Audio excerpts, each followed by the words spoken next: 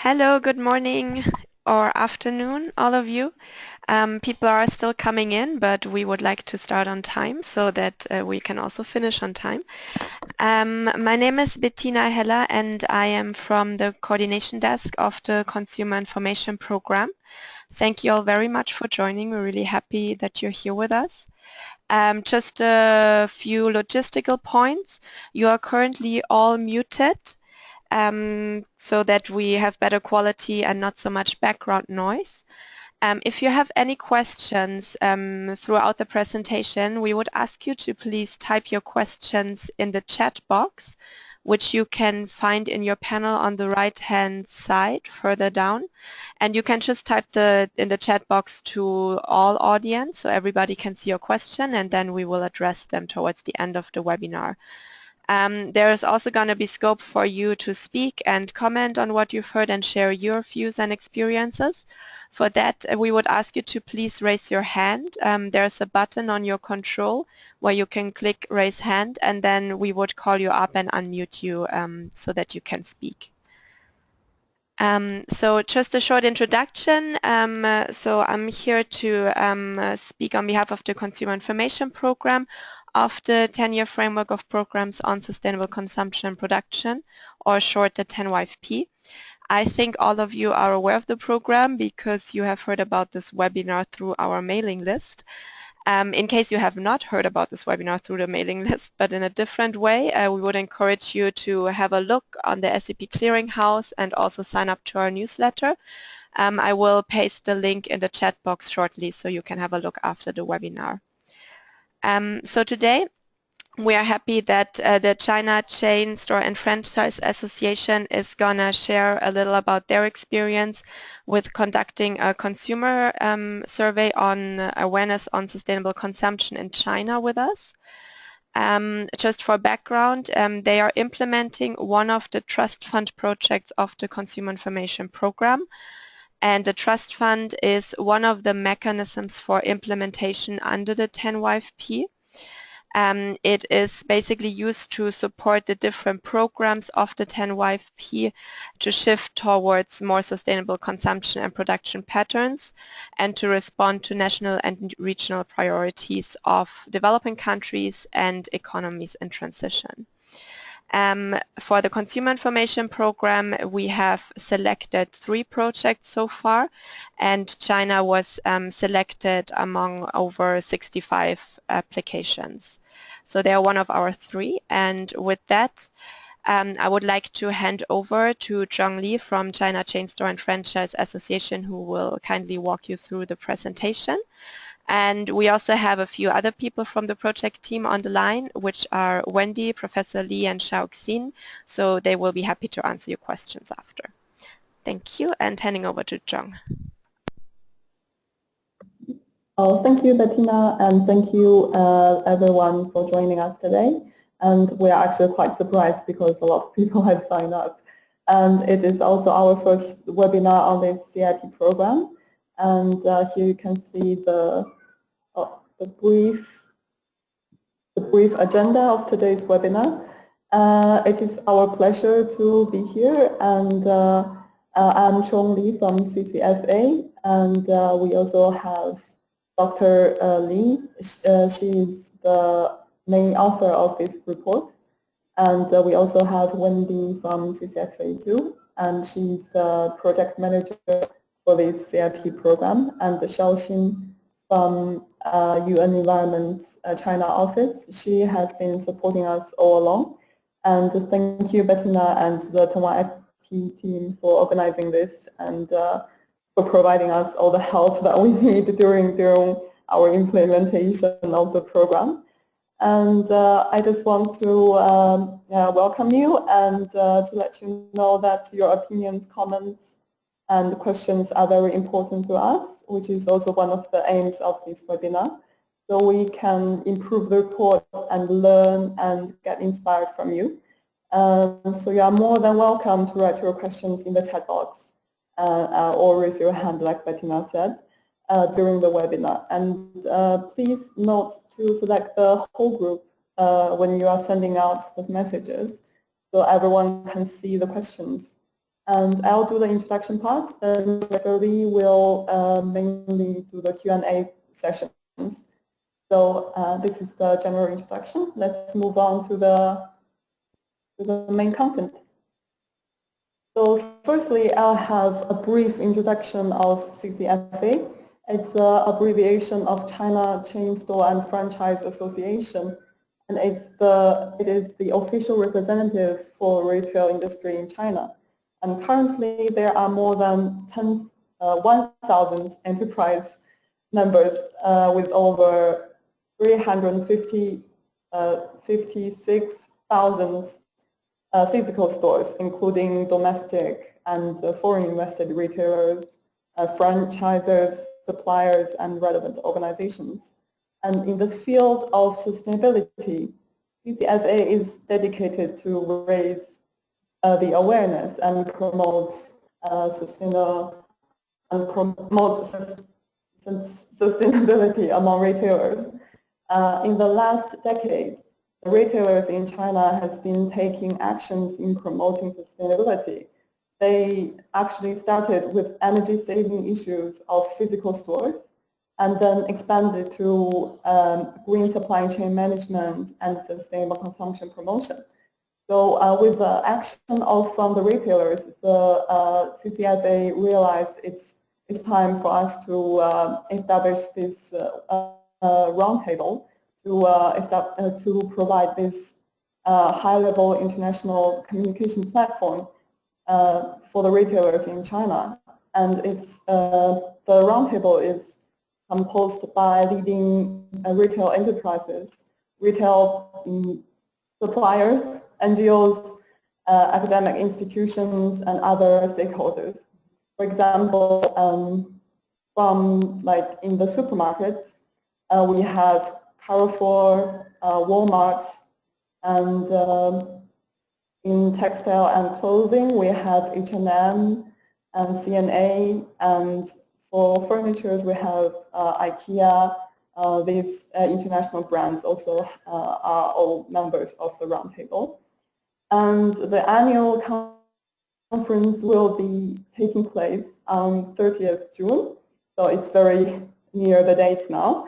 So on this annual conference, we'll have the discussion on what our responsible procurement initiative, which we proposed last year. So yeah, and the next, another core initiative from CCFA is the China Retail Sustainable Consumption Platform. Well, unlike the roundtable, it is actually a website. So it provides practical tools and professional knowledge and the guidance to help retailers addressing the challenges towards sustainability. And on this website, you can actually find enterprise sustainability self-checking list and online courses on standards, certifications, or best practices cases. So it's still actually under constructing, but we are trying to provide, to enrich the content and promote its accessibility in the very near future. Okay, that's enough introduction about our work on the sustainability, and let's move on to the research program. The program has a very long name, but I believe you already know. It's the China Sustainable Consumption Research Program on consumer awareness and behavior change in sustainable consumption. So the program aims to firstly understand the situation and progress in the field of consumer information for sustainable consumption and production. And secondly is to increase the consumers' awareness and knowledge, and also change their behaviors, and also change the business sector's behavior towards sustainability. And thirdly, it's also very important, it aims to identify new opportunities and the driving forces for promoting sustainable consumption in China. And fourthly is to facilitate the relevant policy making. And there are major three outcomes for this program. Firstly is the research report, which we're going to discuss later on. And the second and third one are two sets of guidelines for the retailers to apply in their daily operation. The second first guideline is for retailers towards sustainable consumption. For this guideline, we propose 5 steps so they can use it and apply it in their strategic planning and so. And for the second guideline is on the responsible seafood sourcing for China retail industry.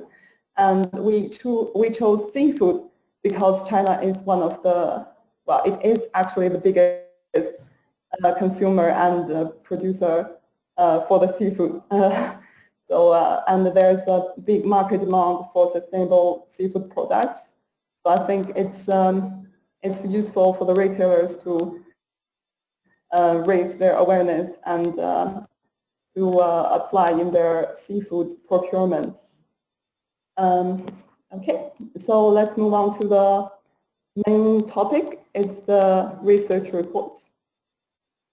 Firstly, I think it's important to understand the report aim. It aims to understand the current status, challenges, opportunities,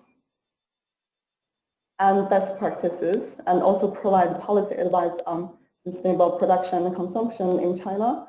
And ultimately, it hopes to accelerate the shift towards sustainable consumption and production by informing national and regional policies and initiatives with sound research. We composed this research report with mainly 5 components of methodologies. Firstly is the consumer information survey. We have a very good foundation in the past years because CCFA has continuously conducted to 2015, and in 2016 we expanded to 10 cities. Well, on the next slide, I will explain more on this survey. And the second part is desk research. We also refer to some of other research reports. And on the third part is expert discussion and interviews. We had 2 expert consultation meetings before we conduct this program. And then for fourth one is the retail enterprise interviews. This is quite special because we want the research results to be shared and to be used by the retail enterprises to inspire them and to accelerate their shift towards the sustainable consumption. So we interviewed some leading enterprise executives and to ask what their needs are and what kind of information they need. And after that, we will also send our draft to them and see if we already covered them or if they have other opinions. And the last one is the case studies. We selected 4 representative case study to in this report, so we can have an overview of the whole picture. And about the survey, as I said before, we expanded the consumer information survey to 10 cities. So there are estimated 10,000 questionnaires distributed. And actually we distributed like 9,560 questionnaires, and we have valid response of 9,370. So it actually covers the majority of the regional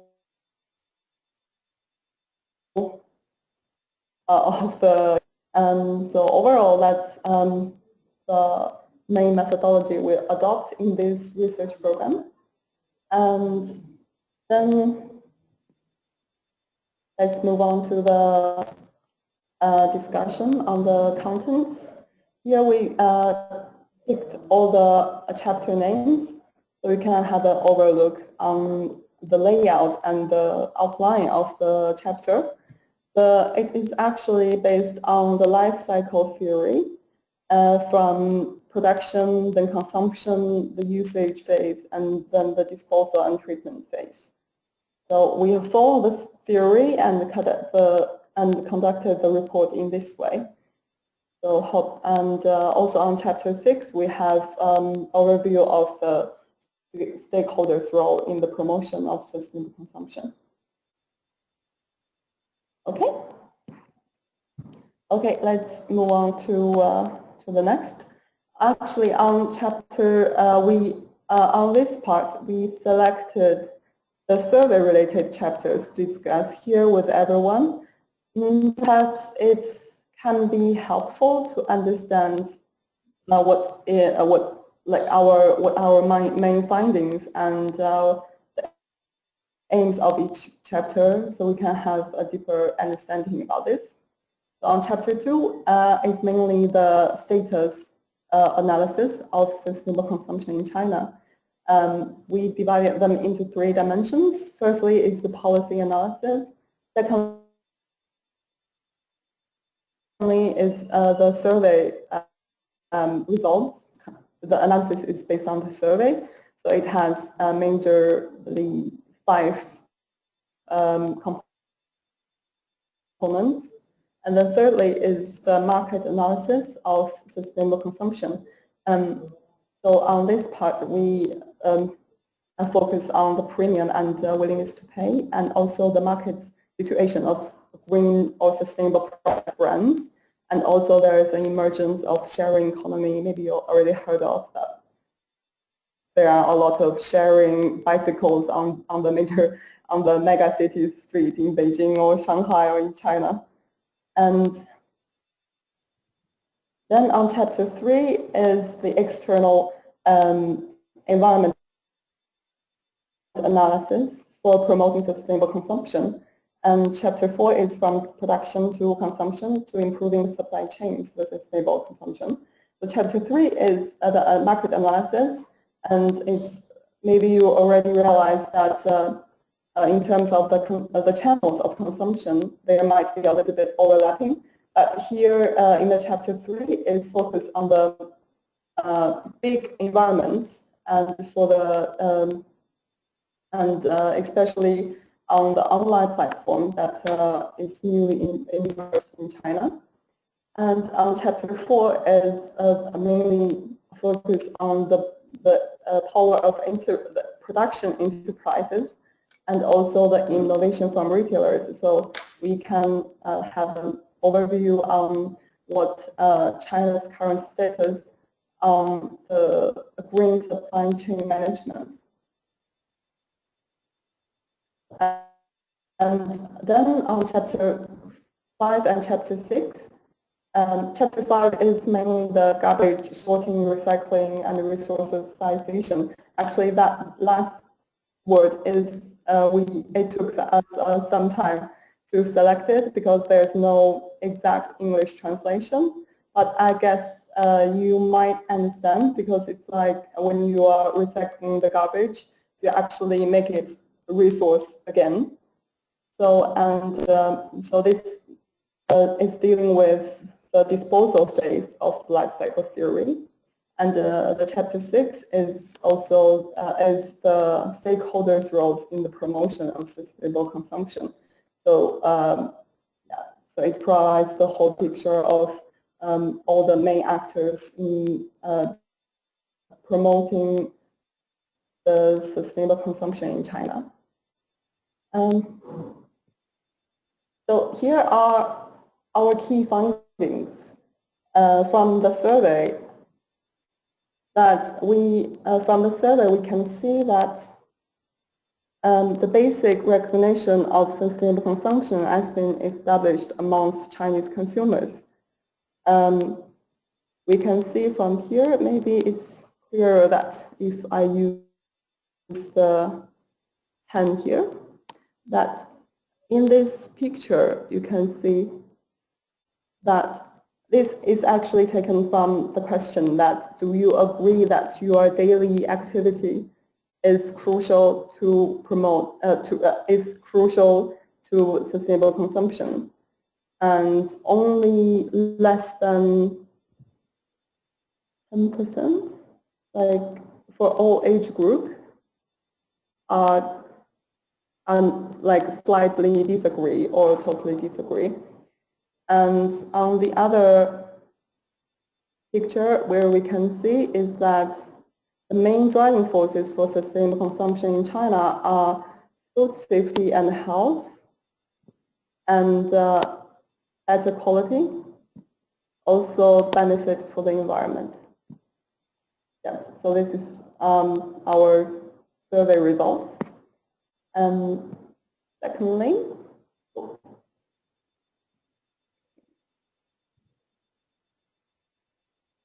okay, so the second finding is that 50% of Chinese consumers are willing to pay a premium of less than 10%. And it's also suggesting that the actual level of the premium exceeds the willingness to pay. And there are 10% of consumers have very strong intention to pay sustainable products, and they are the core of sustainable consumption. This is based on the analysis of the willingness to pay and the premium level. So we think it's very important to understand the markets, to understand the consumers' behaviors and awarenesses. And then we put 3 to 5 altogether. Third one is the China's market for green products is less competitive, and is the market potential for organic and certified products needs to be improved, because we also found in the survey that the recognition level of all kinds of standards, the sustainable standards and certifications are rather low. So there's still a lot of room to improve their awareness in the certification system. And also the fourth one, the sustainable standards and labeling for sustainable products. Yeah, that's what I said before. And the fifth one is the government has an important role to play in promoting sustainable consumption. This is very special to China. I think maybe it's not, this is also our main finding, so we just put it there. And the fifth one is also related to our policy recommendations. I wouldn't go really further on this one because it's very localized, because also, both from our survey and from our data and like all the general awareness, the government is the most powerful actor in promoting sustainable consumption. So I think maybe it's not really applicable to other countries. I wouldn't explain one by one, but just to provide you a little bit general information on this. We divide it into central government and local government. It's because, like in China, the central government is providing the policy directions and to make a macro management, and the local government can adjust their policies according to their local development levels and their local status. So I'll just probably just leave it there. If you are interested, you can contact us maybe later. So I wouldn't take too much time on this. And then I think it's time to give floor to the Q&A session. As you can see, we have posted some of the questions here. That's because we want to hear from you from these topics. And I think it's good that if you can, I think it's good that we answer your questions first. And if we still have enough time left, we can come back to this and you can share your views and experience on these sort of questions. Okay, so I think maybe I'll just give the floor to Dr. Lee and to help you answer the questions. Thank you so much, Jong. This is Bettina. I'm just jumping in to see if there are any raised hands already. I do not see any questions in the chat box yet, so please don't be shy. Let us know about your questions or also just raise your hands. Okay, there's one question now from Alex Pennock. If you want to speak later on, I'll also unmute you, but I'm going to read out your question already, which is what is the role of independent certification, not certification provided by the government? Do consumers trust non-Chinese NGOs or certification? So perhaps Professor Lee or Zhang, you could already answer that, and then we can unmute Alex in case there are any follow-up questions to that.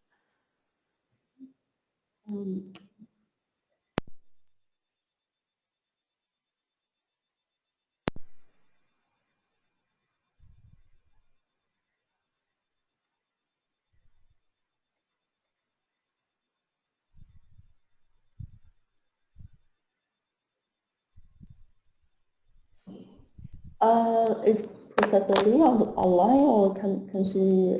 Oh, I'm sorry. I should have unmuted her. I'm sorry. I unmuted you now.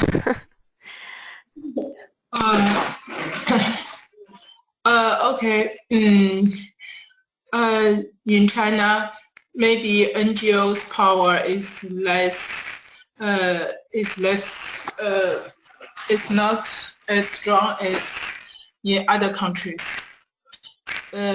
Although in this years, many NGO, especially environmental NGO, has grown rapidly. But if NGO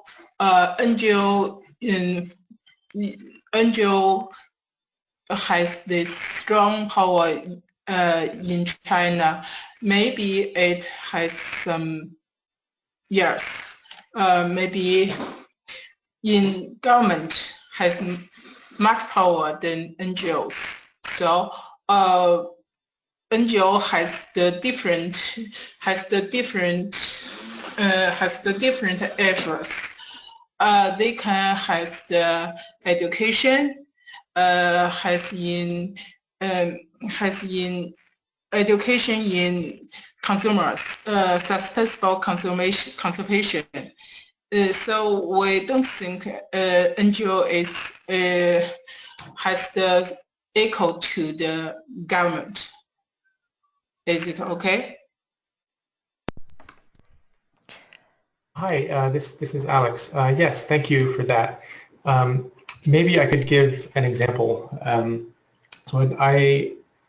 There's a green building certification called LEED, where you get points for buying renewable energy, for managing your water sustainably, that kind of thing.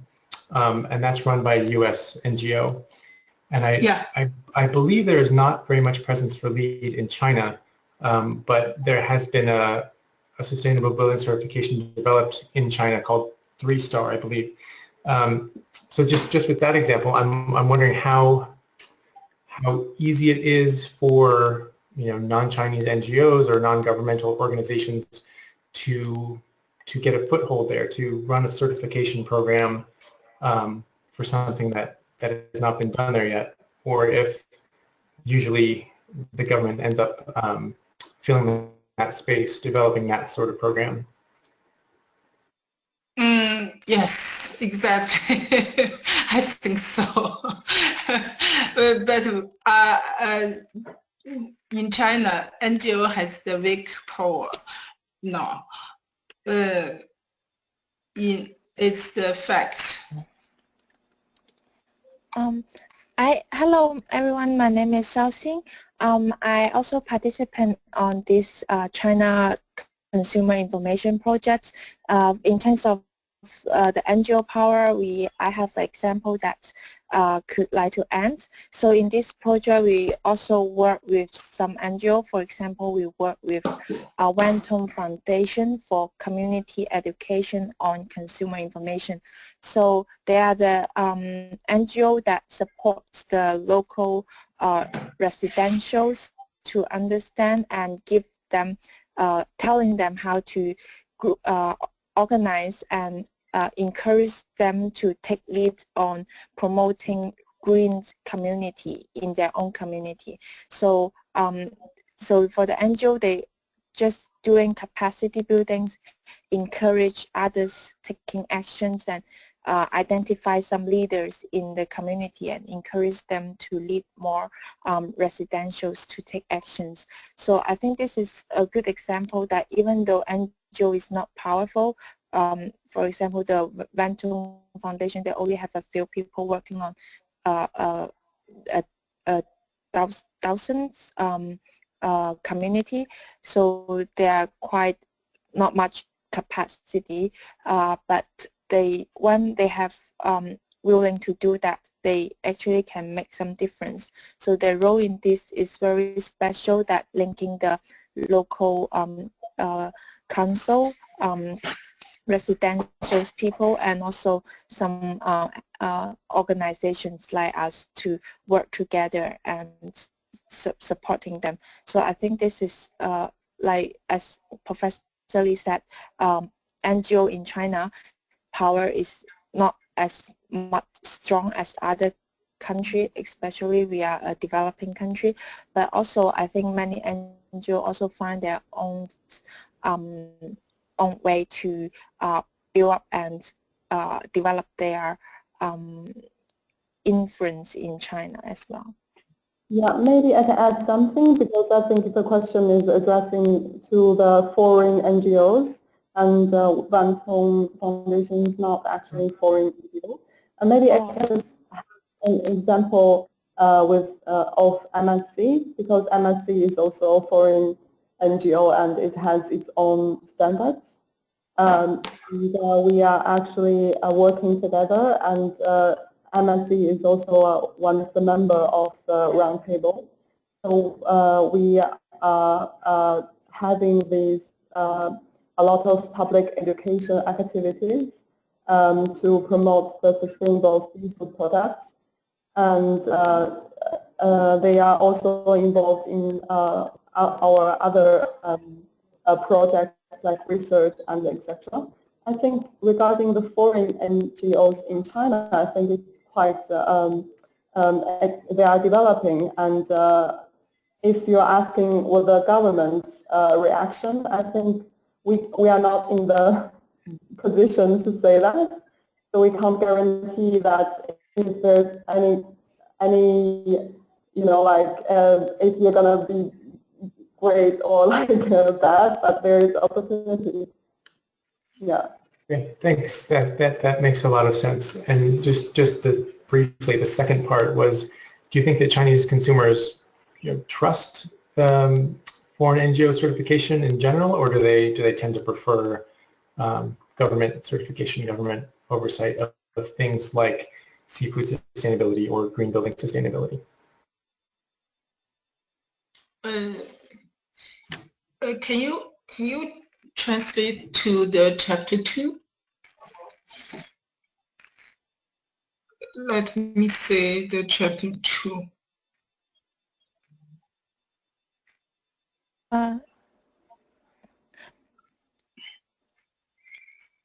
So maybe I can briefly share the situation that the foreign standards organizations in China, because the standards, the international standards, if they're not imported from other countries, if they produce domestically and sell it domestically, they are not authority or certified with international standards. This is under the Chinese law.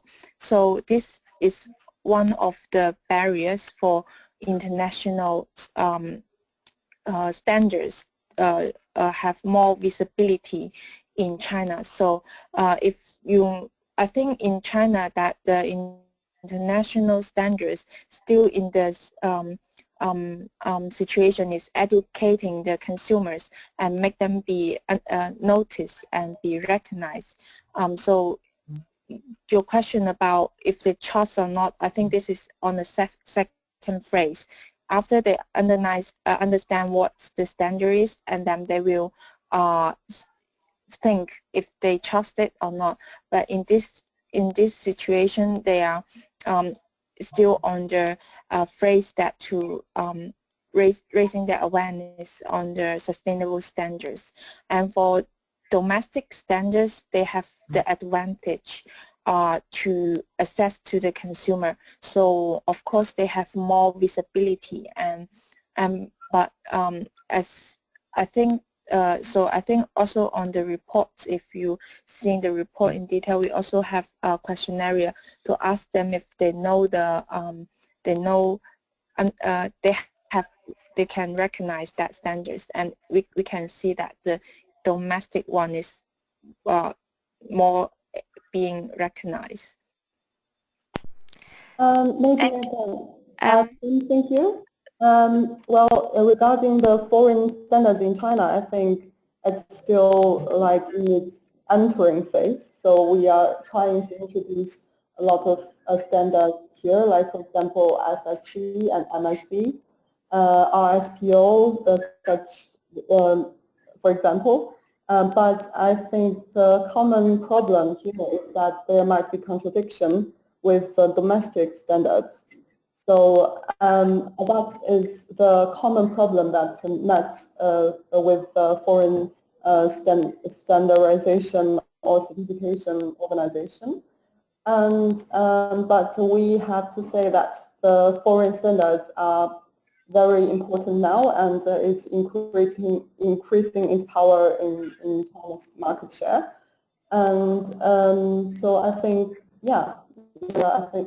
so, and people are gradually recognizing it, although it might take some time, for people to recognize it and to really believe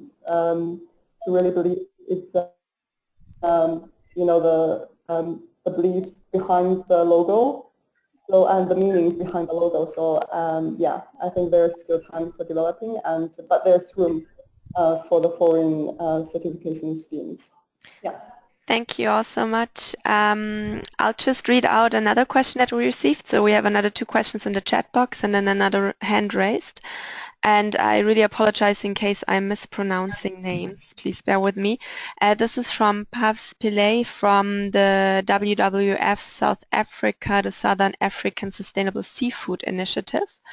And the question is, within your survey sample, did you target consumers within a specific economic group or a specific living standard measure?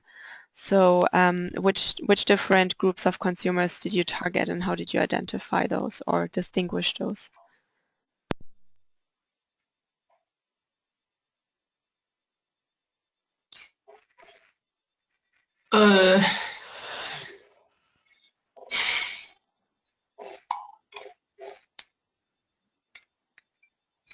Pardon? So the question. Should I repeat? Yeah. Sorry. Yeah. And, I've also unmuted everyone. So the question is, within the survey, if you targeted consumers within a specific economic group, so meaning, did you target some that have a lower living standard, some that have a higher living standard? How did you distinguish the different groups of consumers, or was it just a random sample? Yeah. In China, the economy development is not equal. So we select the typical cities, 10 cities. This cities is developed economies in China. We survey the consumers. One of the questions is what's their incomes. Yeah, and we collect the consumers in different groups. They have the lower income, middle income, and higher income. Yeah, and we distinguish what's their different intention, sustainable intention. Perhaps does that answer your question? You're also unmuted in case you want to follow up. Thank you. Yeah, I didn't get the complete answer. So is my understanding correct that you targeted people across all different living standards based on their seafood consumption? The reason I'm asking is that we're running a very similar survey in South Africa at the moment, and we found that we have a very specific seafood consumption group that actually will drive any kind of change, whether it was government or with NGOs. We've had to be very specific about who we're targeting in our survey. And I was just wondering if you had done something similar, just in terms of me looking at the results comparatively. Oh, yeah. Yeah. Maybe we designed the questions. We designed the questions in specific questions. Now we designed the sustainable conservation in what's their different behavior or intention, not ask them how to understand the sustainable conservation. Yeah, in many different countries, the consumer cannot understand what's the sustainable conservation. Yeah, I think so. But in their sense, maybe they have the behavior or the environmental sense, so they can have their intention to improve environmental. That's we think that we can call them the sustainable conservation. So we have the special questions, not ask them what's the sustainable conservation. I also like to add, for this sample, we have 10 cities to select, and which is basically has higher incomes or GDPs compared to overall in China. So these cities, the consumers we believe is middle class and even high middle class consumers. And also when you're mentioning the MSC's products, so in here basically because not all of them has MSC products in China. So in these 10 cities, they are much easier to access to international sustainable standards and domestic standards, because the international sustainable standard certifying product is basically import products, which has more high-end supermarkets or yeah. Okay, thank you. Thank you very much. Great. Now we have Anthony Akpan, who has his hand raised for a while. So I'll just unmute you, Anthony, and you can ask your question.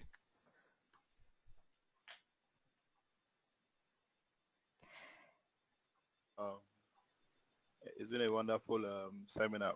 My question is, in the course of conducting the research, did you work in collaboration with Consumer Protection Council, if you have such an organization in China? Like here in Nigeria, we have what we call is a government organization, Consumer Protection Council. You know, it's meant to protect the rights of consumer and all of that. So I wanted to know if you work with that kind of organization in the course of the research, And secondly, we're interested in conducting similar research in Nigeria, and we'll seek your collaboration to work with you and in doing that. And also, the lady that made comment from South Africa that they are also currently conducting similar research. We also like to get our details and probably collaborate with her as well, and to see how we can raise funds and begin to conduct similar research in Nigeria. Thank you. Perfect. Hi, I'm sorry. Did I understand? Sorry. Hi. Hello. I'm so sorry. This is Tina. I just want to say before you go into the substantive reply, I will post the general email address of the Consumer Information Program in the chat, and then Anthony and any others of you that would like to link up with any others on the webinar whose details you don't have, please just send us an email and we'll introduce you to each other. Okay. Thank you. And did I understand correctly? Because the voice, I didn't receive all the information of it. But did I understand correctly that your question you asked during our survey with in collaboration with other consumer associations, for example, like consumer group association, like for conducting the survey? Did I understand correctly? Is that your question? No, I meant like here in Nigeria, we have a government agency which is called the Consumer Protection Council. It's actually meant to, like an agency where consumers that are not satisfied with product they buy or services they get from companies or retailers can make complaint to get redress. So I was wondering if you had similar agency in your country that protects the rights of consumer, which is a government agency, and if you work with that kind of agency in conducting the research. Yes, yeah, we do have work with Consumer Council. Consumer Council, Chinese Consumer Council is one of our expert consultation group. So they invited to give us supports and advice. And but I think that also in the other side, Consumer Council in China is a bit different from other countries, and their role is more focused on supporting the product's consumer information, not not specific on the green consumer information. So their suggestion and role is important, but they're not it's in a expert consultation group, but not in the main co-organizers. Okay. Thank you very much. Great. Thank you for your question. Then questions are coming in by the minute. So the next one is from Anne, who says, thank you so much for the presentation, and asks if you have been making any link with other international initiatives around environmental footprinting, and says, I am thinking of the product environmental footprint in Europe, in which some Chinese companies have been involved. Has there been any coordination, dialogue, or interaction with such initiatives? So I'm also gonna unmute Anne, and yeah, the question is if you've cooperated with any international initiatives or if there has been any dialogue with those. In terms of environmental footprinting, is that you mean the carbon tracing or carbon trading schemes, or like any other footprinting? Because we have, we're not sure. Maybe, yes, this is Anne here. Thank you very much for your presentation. Yeah, if I may compliment, I was thinking to to the PEF product environmental footprint, which is an initiative that is held in Europe currently. And the objective is actually, or the initial objective was to label with environmental footprints consumer products. And actually, I know that this initiative has been going on unpiloted for more than 3 years, maybe 4 now. And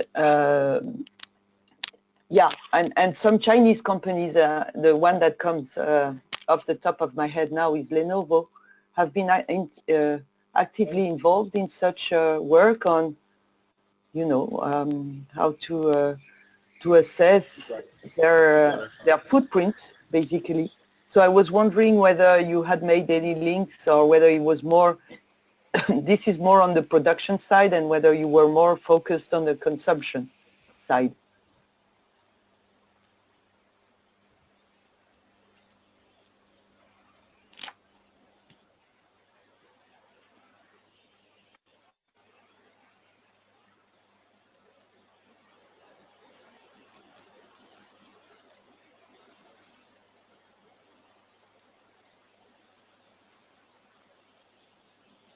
Well, I think, well,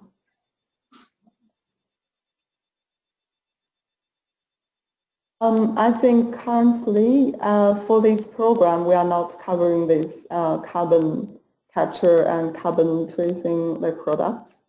And so far as we know that in the macro level, like the government is trying to establish the carbon trading schemes sort of thing. So there are a lot of pilot projects, such as maybe you mentioned like Lenovo or Huawei. So these like major Chinese companies are trying to maybe to incorporate the environmental footprinting in their products. But I think generally we are not quite involved in these environmental footprinting projects.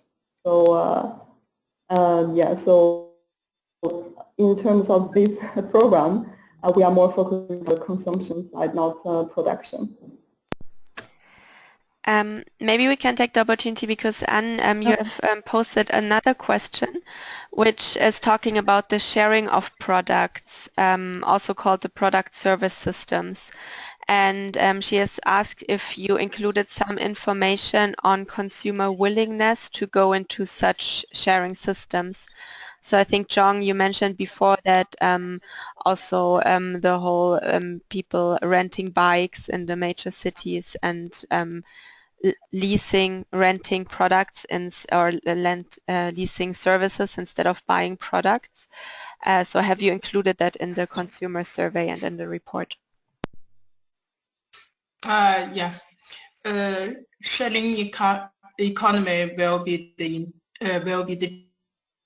trend in the future, because we can use the service plus products to instead all the products. That means we can use less products, encourage consumers intention or consumers wants. That will be trend. In China, the sharing economies begins from bicycle. Yeah, and now has in car sharing car in Shanghai and Beijing.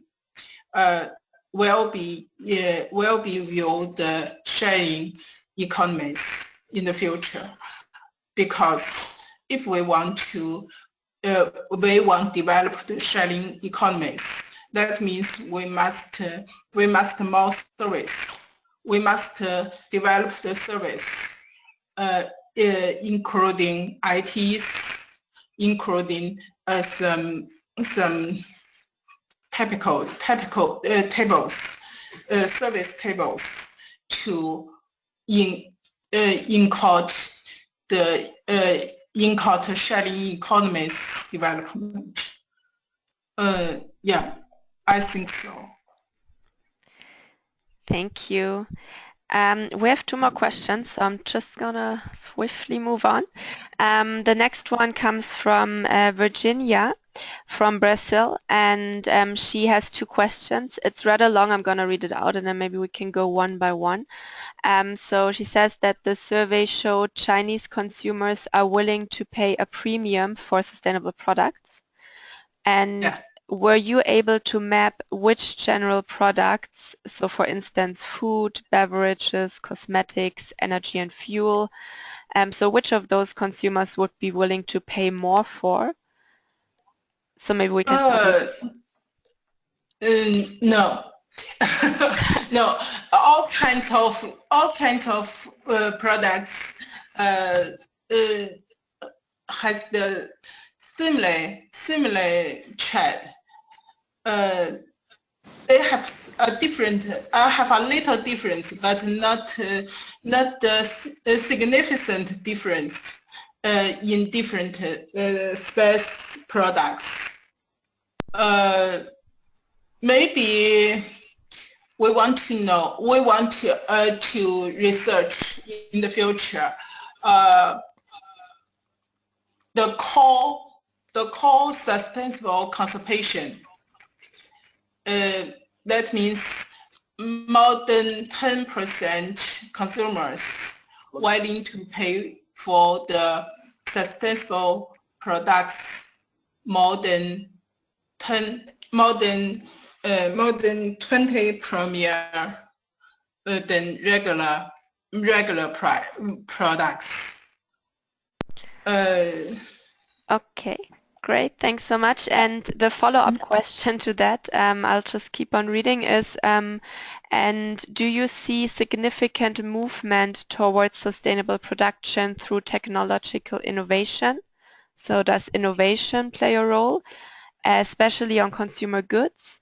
And if this is the case, would this happen for internal and external markets? So does technological innovation and sustainable products play a role for import and for export?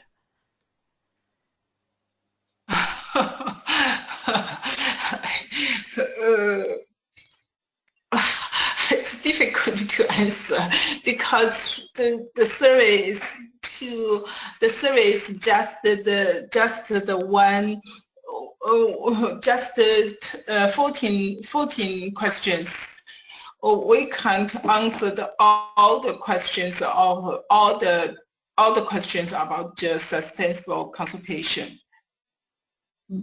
And maybe for the as Dr. Lee said, it's difficult to cover all the fields in one questionnaire. And I think in terms of technical innovation, I think it's another different topic that we can focus in the future. And maybe, for example, the online market and the rising of the online platforms, like shopping platforms, are emerging, and the technology they used in there are quite important in promoting sustainable consumption. This is just a very simple and like off the top of my head, but I believe there are other innovations such as low carbon, like the production of mobile phones. So far as I know, there are some innovations to reduce the environmental impact. But I think maybe in the future, if we have the chance, we can address that like separately. But we didn't include this in our in this research program. Okay, great. So thought-provoking question, Virginia. Thank you. And I know we're running out of time, but I would like to get through at least one more, which has been here for a while. It's from Sahil from Mumbai, and the question is, what definition or terminology did you use for sustainable consumption in the survey? As in, when respondents were asked to respond on the scale of totally agree to totally disagree. it would be good to know whether the respondents understood what sustainable consumption means. So how did you explain sustainable consumption to the people when you asked them about it?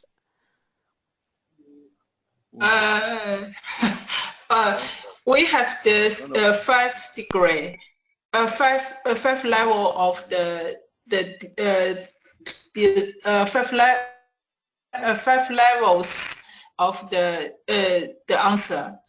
They can answer from the lowest level, total disagree, to total agree. Yeah. Maybe total agree. We want to when we serve, we want to ask them, did you trust the sustainable conservation is collected to the environmental or to the future? Trust. If they trust, we think they are total agree. If they answer no, I don't think so. I don't think my consultation has a relationship, has no relationship with the others, with the world, with the environmental. We think they total disagree. Professor Lee, I think though, I'm sorry, I think the question was, how did you explain to the people what sustainable consumption means? So when you asked them, do you agree or disagree, how did you explain what sustainable consumption is? Did you have a definition? Yeah. We want to because we think if they believe, they can have the belief to the sustainable conservation is the base of the sustainable conservation intention. If they don't believe, they can't have the intention. Yeah.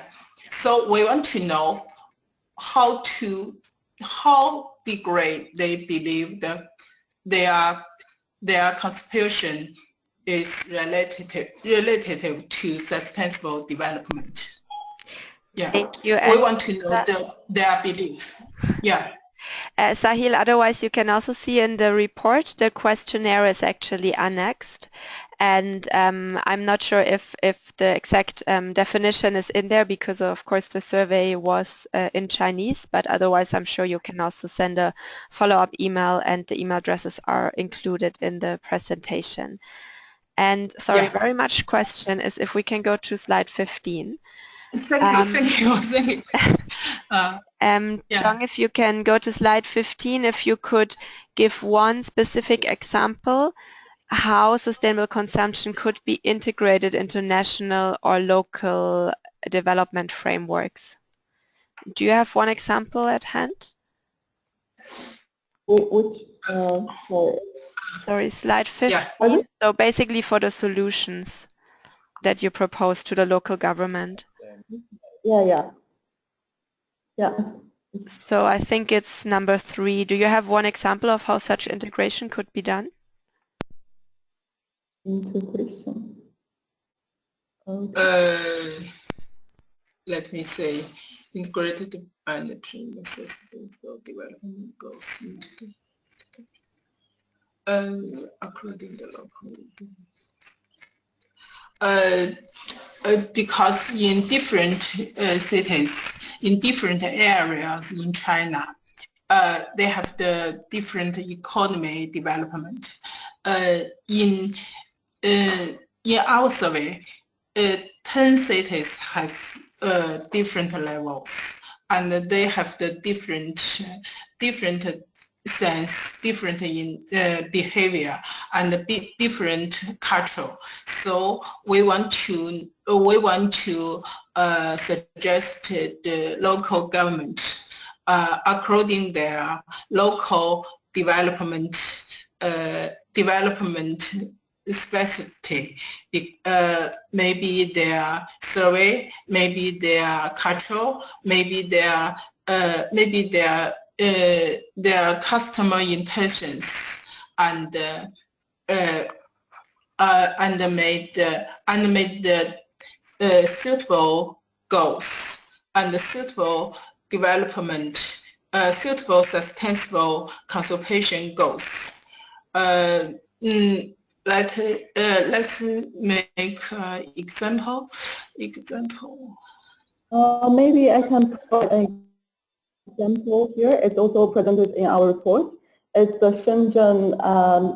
Shenzhen's carbon incorporating their bus system into the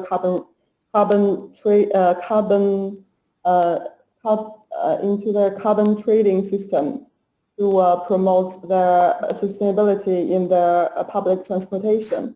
So they set up the local so the local government integrate and prioritize they made these quantitative goals in the carbon emission amount, and they it's also designed for the bus system. So to push the bus system to reform their energy use and to use the technological innovation to upgrade their systems and to reach this carbon emission target.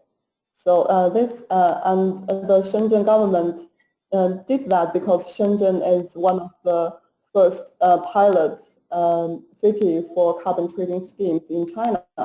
So they have this foundation and it meets their local development goals. So I think this is a very short, brief introduction about the example. For the full explanation, maybe you can go to the chapter. I think go to the case study in the report. I can't remember which chapter it is, but I think yeah, you can refer to for the full text there. Well, and that's a nice closing, I would say. So please all read the report.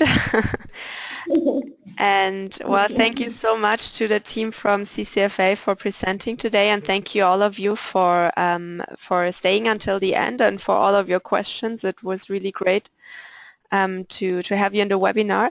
You can see here the contact details, so I'm sure any further questions or also anything you think could be relevant for CCFA in that context, or any surveys and similar that you would like to share from other countries, or if you are starting a project on your own, like our participant from South Africa pointed out, and from Nigeria, please just get in touch, link up with them, and then hopefully you can share experiences. Thank you so much, and everybody, please have a good day or a nice evening. I know for some of you it's really late, so thank you so much for joining. Thank you. Thank you. Thank you so much. Thank you, everybody. Bye.